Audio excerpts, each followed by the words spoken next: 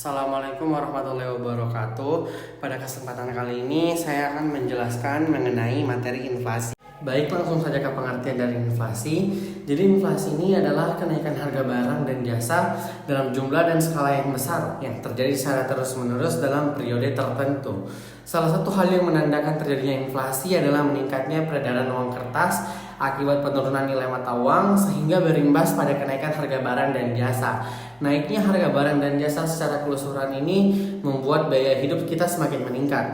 Umumnya, inflasi adalah kondisi kenaikan harga dan jasa yang diukur selama 1 tahun oleh Lembaga Statistik Negara di Indonesia yang berperan ini saat ini dipegang oleh Badan Pusat Statistik. Adapun penyebab dari inflasi, salah satu penyebab inflasi adalah peredaran uang yang meningkat di masyarakat akibat merosotnya nilai mata uang. Hal tersebut membuat harga barang ikut naik. Semakin banyak uang yang beredar, maka nilai unit mata uang pun akan semakin berkurang. Nah, akibatnya harga barang dan jasa akan naik, sementara daya beli masyarakat akan menurun karena tingkat harga yang berbeda. Umumnya fenomena peredaran uang yang tak terkendali tersebut disebabkan oleh kebijakan moneter yang melonggar. Inflasi juga dapat disebabkan ketika permintaan barang atau jasa meningkat, namun tidak diimbangi dengan pasokan yang cukup. Adapun indikator utama dari fenomena inflasi adalah kenaikan harga barang dan jasa secara keseluruhan. Inflasi sendiri dikelompokkan menjadi beberapa kategori. Berikut adalah jenis-jenis inflasi yang dikategorikan berdasarkan sumber, penyebab, dan dampaknya. Terdapat 2 jenis inflasi berdasarkan sumbernya yang perlu diketahui, yaitu inflasi dari dalam negeri dan dari luar negeri. Adapun penjelasan dari inflasi dari dalam negeri, yaitu inflasi ini terjadi ketika jumlah uang yang beredar di dalam negeri lebih banyak daripada yang dibutuhkan. Tidak hanya itu, penyebab lain munculnya inflasi adalah ketika permintaan dari dalam negeri menurun, sehingga membuat harga barang dan jasa meningkat.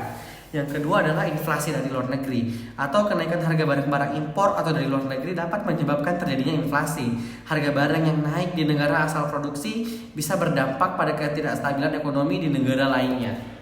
Berdasarkan penyebabnya, terdapat 3 jenis inflasi yang masing-masing persebarannya. Yang pertama adalah demandful inflation, atau inflasi ini terjadi ketika permintaan barang dan jasa di pasar yang mengalami peningkatan namun produsen tidak bisa memenuhinya, entah karena faktor-faktor lain. Yang kedua adalah cost push inflation, atau kenaikan biaya produksi yang membuat penawaran barang meningkat dan menyebabkan terjadinya inflasi. Yang ketiga adalah bottleneck inflation, atau jenis inflasi yang disebabkan oleh faktor penawaran dan permintaan barang serta jasa di pasar. Selanjutnya ada inflasi yang dikelompokkan berdasarkan kondisi ekonomi. Yang pertama, inflasi ringan. Jenis inflasi yang masih bisa dikendalikan dan tidak begitu mengganggu perekonomian negara. Situasi ini ditandai dengan kenaikan harga barang dan jasa di bawah 10% per tahun dan masih bisa dikendalikan. Yang kedua adalah inflasi sedang, atau pada level ini dampak inflasi dirasakan oleh masyarakat berpenghasilan tetap. Namun inflasi sedang masih belum membahayakan perekonomian negara. Dalam hal ini kenaikan harga barang dan jasa di pasar berada pada kisaran 10% hingga 30% per tahun. Selanjutnya yang ketiga adalah inflasi berat. Inflasi berat ini berdampak besar pada kestabilan perekonomian negara. Ketika situasi ini terjadi, masyarakat akan lebih memilih untuk menyimpan uang daripada menabung. Bunga tabungan akan menurun ketika terjadi inflasi. Nah, kenaikan harga yang disebabkan oleh inflasi ini berada pada kisaran 300 hingga 100% per tahun. Dan yang terakhir adalah inflasi sangat berat. Inflasi sangat berat ini berada pada kisaran 100% ke atas per tahun dan dapat mengacaukan perekonomian suatu negara. Jenis inflasi ini sulit dikendalikan sekalipun pemerintah telah mengeluarkan kebijakan moneter maupun fiskal. Contoh negara yang telah mengalami inflasi sangat berat ini seperti negara Zimbabwe dan Bangladesh. Selanjutnya ada pengukuran tingkat inflasi. Di Indonesia, pengukuran tingkat inflasi adalah hal yang bisa dilakukan dengan menggunakan indikator IHK atau indeks harga konsumen. Pengukuran dengan IHK didasarkan pada 11 kelompok pengeluaran, yaitu yang pertama kelompok makanan, minuman, dan tembakau, yang kedua perumahan, air, listrik, dan bahan bakar rumah tangga, yang ketiga pakaian dan alas kaki, yang keempat kesehatan, transportasi, dan perlengkapan, peralatan, dan pemeliharaan rutin rumah tangga, yang ketujuh informasi, komunikasi, dan jasa keuangan, yang kedelapan pendidikan, yang kesembilan rekreasi, olahraga, dan budaya, yang ke-10 penyediaan bahan makanan dan minuman di restoran, dan yang terakhir adalah perawatan pribadi dan jasa lainnya. Oke, selanjutnya ada dampak inflasi. Inflasi ini memiliki dampak yang sangat luas pada perekonomian suatu negara.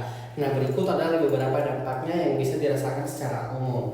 Yang pertama ada daya beli berkurang. Saat inflasi terjadi, harga barang dan jasa akan meningkat sehingga nilai uang pun menurun.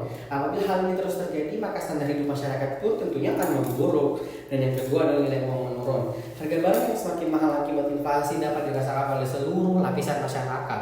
Maka tidak jarang masyarakat menggunakan tabungan dan investasi yang seharusnya untuk dana pensiun atau kebutuhan penting untuk mencukupi kebutuhan hidupnya pada saat inflasi sedang berlangsung. Dan yang ketiga adalah suku bunga yang tinggi. Sebagai bank sentral, salah satu hal yang bisa dilakukan oleh Bank Indonesia untuk mengatasi inflasi adalah meningkatkan suku bunga acuan. Kenaikan suku bunga tersebut akan meningkatkan biaya pinjaman bagi konsumen. Dengan demikian, aktivitas belanja konsumen pun akan menurun.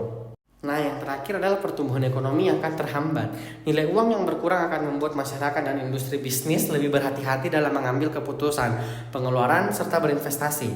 Menurunnya permintaan dari konsumen tersebut berdampak pada produksi barang dan jasa sehingga melambatkan pertumbuhan ekonomi yang terjadi dalam satu negara tersebut. Nah, situasi yang buruk di dalam negeri dapat berimbas pada perekonomian di level global yang melambat seiring dengan menurunnya daya asing. Oke, yang terakhir setelah membahas mengenai konflik-konflik dari inflasi, selanjutnya saya akan membahas cara mengatasi inflasi.